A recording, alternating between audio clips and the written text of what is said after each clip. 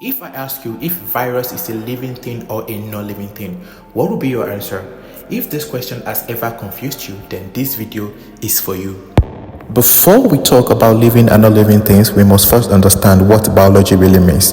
The word biology comes from two Greek words, bios, which means life, and logos, which means study. So biology literally means the study of life. Biology as a science was formally named in the early 19th century, and Aristotle is regarded as the father of biology because he was one of the first person to study living things scientifically. In simple terms, biology is a science that helps us understand living things and how they grow and how they behave and how they relate with their environment.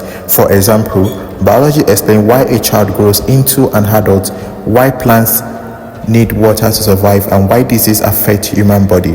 Biology has three main branches you must know for WAEC and JAMB. First is zoology. Zoology is the branch of biology that studies animals. For example, when you study goats, fish, chickens, or humans, that is zoology. The next one is botany. Botany is the branch of biology that studies plants. For example, when you study maize, mango tree, or cassava, that is botany. Then finally, we have microbiology. Microbiology is a branch of biology that studies very tiny living things we cannot see with our eyes. For example, bacteria that causes typhoid or cholera are studied in microbiology. To remember the branches of biology, use ZBM, which is zebra for zoology, banana for botany, and micros for microbiology.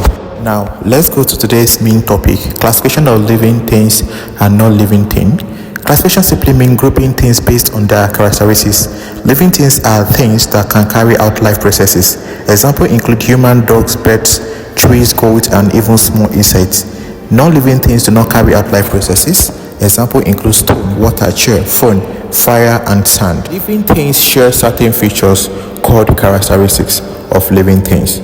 To remember them, use Mr. Ninja C, where M means movement, R means respiration, N means nutrition, I means irritability, which means response to stimulus, G means growth, E means excretion, R means reproduction, and C means competition. For example, a goat moves, breathes, eats, grows, and reproduces. That is why it is called a living thing. For a thing to be called a living thing, it must have all these characteristics. Now, what about viruses?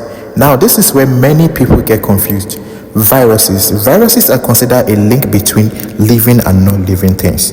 Outside a living cell, viruses behave like non-living things.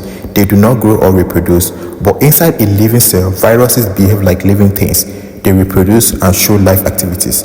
For example, viruses like COVID-19 can only multiply inside the human body. Now, let me ask you the question again. Is virus not classified fully as living thing? Drop your answer in the comment section. If biology has ever confused you, follow this page for step-by-step explanations. Like, comment, share, subscribe for more biology made easy. I also offer online tutoring physical biology classes here in Abuja.